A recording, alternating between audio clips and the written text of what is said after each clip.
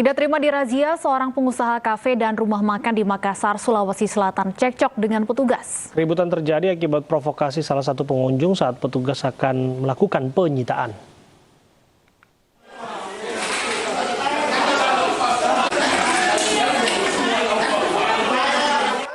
Keributan ini terjadi saat petugas gabungan merazia sebuah rumah makan di kota Makassar, Sulawesi Selatan, Senin malam. Salah satu pengunjung memprovokasi pemilik usaha agar tidak menandatangani berita acara penyitaan. Razia digelar lantaran rumah makan ini telah berulang kali beroperasi melebihi batas jam yang ditentukan.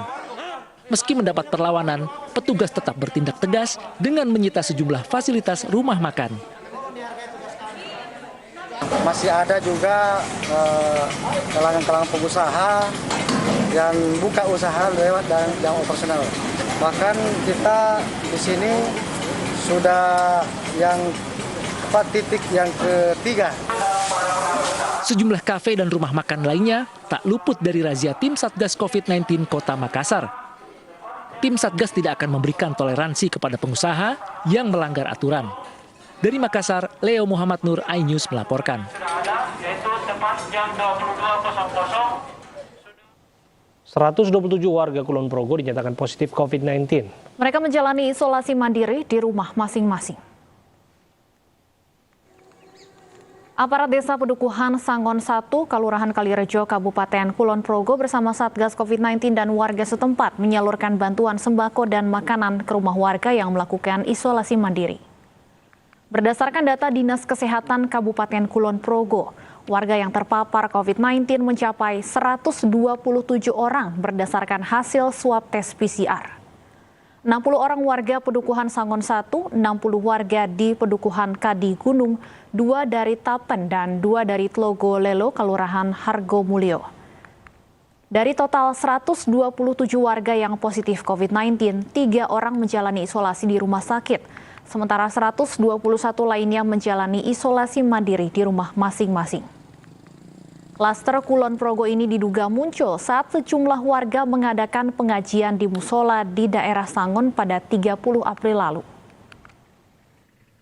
Untuk penanganan dari Dinas Kesehatan juga sangat aktif sekali dan juga dari pihak terkait ada Bapak Babinsa, Babin Kaptimas, juga Bapak Kapolsek kemarin turun tangan di lapangan langsung ikut memberikan motivasi kepada warga masyarakat agar tetap. Sementara itu pemirsa, warga di wilayah Mangga Besar dan Tanjung Duren Selatan Jakarta menolak pemudik yang kembali tanpa surat bebas COVID-19.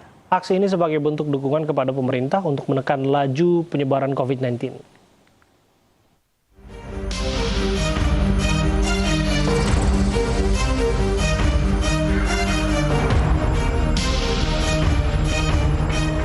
Libur panjang Hari Raya Idul Fitri dan tradisi mudik ke kampung halaman menjadi perhatian pemerintah di masa pandemi COVID-19. Larangan untuk tidak mudik pun digaungkan. Tidak sampai di situ, pemerintah pun mengeluarkan aturan mulai tanggal 6 hingga 17 Mei tidak boleh ada warga yang mudik. Untuk menegaskan larangan mudik, tim gabungan membangun posko penyekatan di sejumlah titik untuk menghalau warga yang nekat untuk mudik. Warga yang tidak memiliki kepentingan mendesak pun diminta putar balik jika kedapatan hendak melakukan perjalanan lintas provinsi.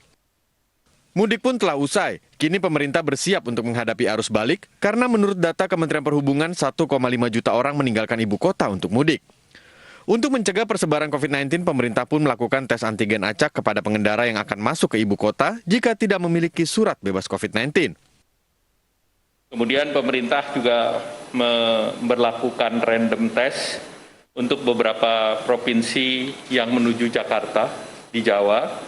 Dan tentunya ini tadi arahan Bapak Presiden untuk memperkuat PPKM Mikro, baik di tempat mereka berangkat maupun di tempat tujuan.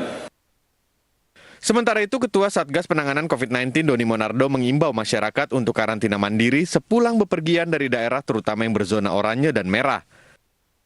Yang perlu kita perhatikan sekarang adalah bagaimana agar kasus ini tidak melonjak.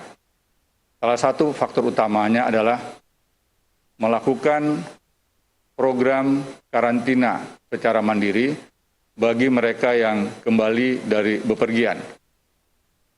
Demi menekan persebaran COVID-19, warga RT 3 Kelurahan Kartini Sawah Besar menolak kedatangan pemudik yang tidak membawa surat bebas COVID-19 kembali ke kawasan ini.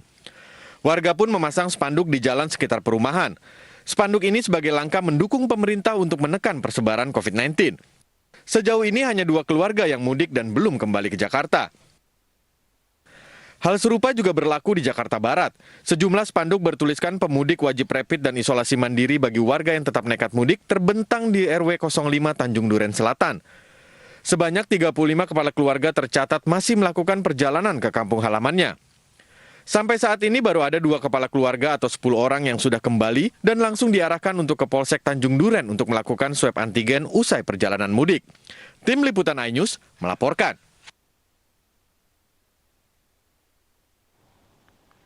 Pemudik tanpa surat bebas corona ditolak warga di Sawah Besar, Jakarta Pusat. Apa tindakan selanjutnya jika warga menolak syarat tersebut dan efektifkah cara ini diterapkan? Sudah bersama kami Ketua RT 3 RW 1 Kelurahan Kartini, Sawah Besar, Jakarta Pusat, Rodiana, dan Ketua Pusat Penelitian Kesehatan Universitas Udayana, Imade Adi Wirawan. Assalamualaikum, selamat sore Bu Diah dan juga Pak Adi. Selamat sore. Ya, waalaikumsalam. Selamat sore juga, Pak. Saya ke Bu Diah. Bu Diah, RT Anda satu dari sekian RT di kelurahan yang menolak warga mudik. Bagaimana cara mendata ulang mereka yang baru pulang mudik? Kita datangin tiap rumah ya, tapi kan tiap RT juga tahu warganya. Kalau yang tidak aktif dan proaktifnya pasti udah ketahuan. Sampai hari ini sudah berapa yang terdata dari jumlah kakak di sana? Ada berapa kakak yang mudik, Bu? 2 kakak dan 2 rumah aja yang pulang mudik, tapi kagak asli, bukan asli dari Jakarta, orang pendatang. Apa kemudian langkah yang Anda lakukan jika ada warga Anda yang pulang mudik dan tidak membawa surat bebas COVID-19? Iya, kita tanya dulu datang ke sini apakah sudah dirapid atau tidak. Kalau emang tidak, kita sarankan di wilayah kita udah menyiapkan tempat rapid test. Ada permintaan untuk isolasi mandiri juga, Bu Diah? Mudah-mudahan ada isolasi mandiri, kita juga menyiapkan. Sampai hari ini juga dari total jumlah kakak di sana ada tidak yang terdeteksi positif COVID, Bu? Alhamdulillah di warga saya tidak ada. Artinya saat ini masuk zona hijau ya, Bu ya? Iya, alhamdulillah. Ya, bahwa PPKM Mikro ini masih berjalan, pembatasan jam malam di RT Anda masih berlaku, Bu? Masih berlaku. Baik, saya ingin ke Pak Adi, Ketua Pusat Penelitian Kesehatan Universitas Udayana.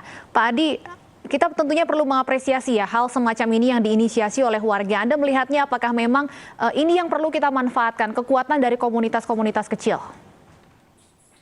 Ya, betul sekali Mbak Stefani. Jadi apa yang kita lihat fenomena belakangan ini dengan adanya penolakan ini menunjukkan awareness ya, artinya kesadaran masyarakat masih tinggi ya terhadap bahaya COVID-19. Jadi selama ini kita kan dalam beberapa bulan terakhir ini kita beranggapan sudah terjadi kelelahan terhadap pandemi ya, pandemic fatigue ya. Jadi apapun upaya-upaya pencegahan yang kita sarankan ke masyarakat sepertinya sudah membosankan gitu isi pesannya. Dan kemudian ada fenomena semacam ini bahwa masyarakat menyadari bahwa perjalanan dalam hal ini mudik itu meningkatkan risiko penularan COVID-19.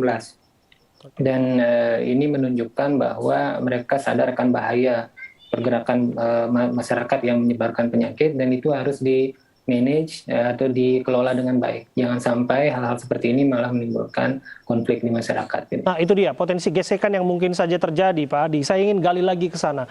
Apakah potensi itu begitu besar dengan jumlah pendatang atau jumlah pemudik yang kembali ke Jakarta nanti yang akan dibendung oleh RT RW setempat? Ya, itu harus diantisipasi dengan baik oleh pemerintah daerah untuk melihat seberapa banyak mungkin dari sekarang mulai dilakukan pendataan seberapa banyak warga yang memaksa untuk melakukan pulang kampung atau mudik ini ya. Kemudian semakin besar potensi kembali ke Jakarta lagi dalam waktu yang bersamaan dalam jumlah yang besar, itu harus diantisipasi dengan baik. Karena kalau tidak, seperti saya sampaikan tadi, bisa terjadi situasi yang tidak terkendali. Sehingga pendekatan berbasis RT, berbasis kelurahan ini menjadi sangat relevan saya kira. Jadi lebih manajebil, lebih bisa dikelola dengan baik kalau bisa dikendalikan dalam tingkat yang kita tanya RT, jika demikian kepada Bu Diah.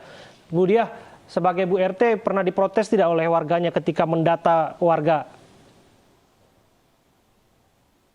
Ya, ada. Ada protes kayak gimana, Bu? Ada apa yang disampaikan kepada warga. Bu Diah?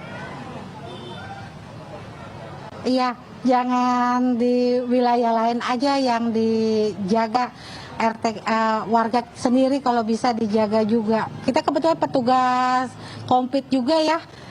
Selama ini kita menjalankan terlalu lelah gara-gara penyakit ini. Iya, tapi soal warga yang protes itu barangkali Bu Diah bisa berbagi tips atau berbagi cerita soal menghadapi warga yang protes ketika didata. Iya, kadang ya ada yang tahayul bilang kagak ada COVID, dan paling ada warga yang kena juga. Kita juga, padahal kita berusaha menanyakan apa mau di swab langsung kita bawa anjurkan ke puskesmas. Dan ya, kalau bisa ya saya bilang jangan terlalu diprotes ke RT, jangan terlalu mojokan ke RT gitu. Ke inian warga sendiri yang bisa menjaga penyakit. Satu hal, Bu, Ibu kan pro kebijakan larangan mudik ini. Jadi orang yang masuk ini kan dibatasi dan didata ulang. Tapi warga Ibu secara keseluruhan taat protokol tidak? Taat, alhamdulillah taat. Taat protokol, alhamdulillah. Baik, saya kembali ke Pak Adi. Kalau kita bicara mengenai pencegahan potensi penyebaran pasca mudik, setelah kemudian melakukan tes setibanya kembali di ibu kota, langkah selanjutnya apa lagi, Pak? Apakah perlu kemudian dilakukan isolasi mandiri ataupun tes lanjutan? Dari upaya-upaya yang terbukti sudah efektif ya berkaitan dengan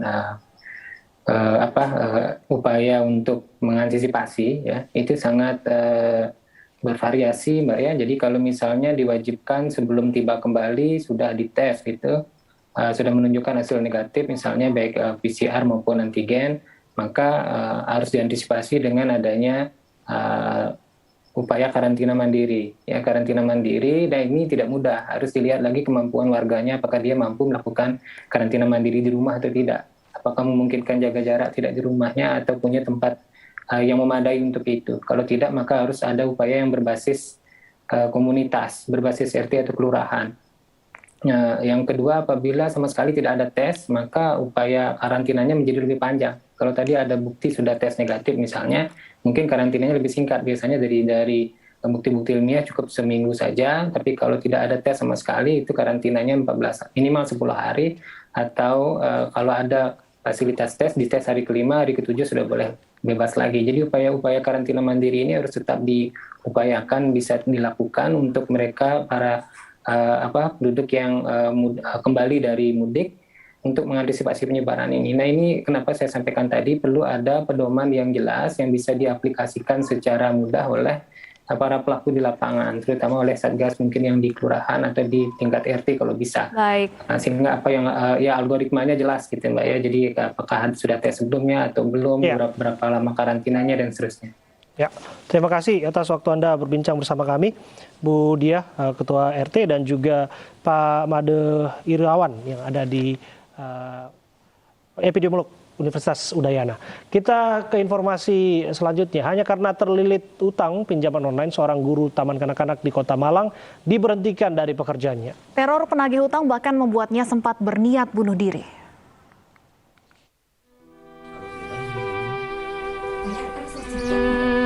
Tiga 13 tahun mengajar, guru taman kanak-kanak berinisial S ini diberhentikan setelah mengaku kepada pihak sekolah bahwa dirinya terlilit hutang pinjaman online. Berharap mendapat dukungan dari sesama pengajar dan pihak sekolah, S justru disodori surat pengunduran diri. Ironisnya, S berhutang demi membayar uang kuliah sebesar 2,5 juta rupiah. Pinjaman sebesar 2,5 juta rupiah tersebut kini berlipat nyaris 40 juta rupiah hanya dalam waktu 6 bulan. Wanita ini bahkan sempat nyaris mengakhiri hidupnya karena tak kuat menghadapi teror penagih hutang. Sementara itu, hingga saat ini belum ada keterangan dari pihak sekolah terkait pemecatan S. Dari Malang, Jawa Timur, Denny Irwansah, iNews melaporkan. Dan pemirsa, selengkapnya sudah bergabung bersama kami guru korban pinjaman online Ibu Santi. Seperti apa kemudian kronologi peminjaman ini hingga berujung pemecatan dari sekolah tempatnya bekerja? Jangan dijawab dulu Ibu Santi, kami akan hadirkan perbincangannya usai jeda berikut.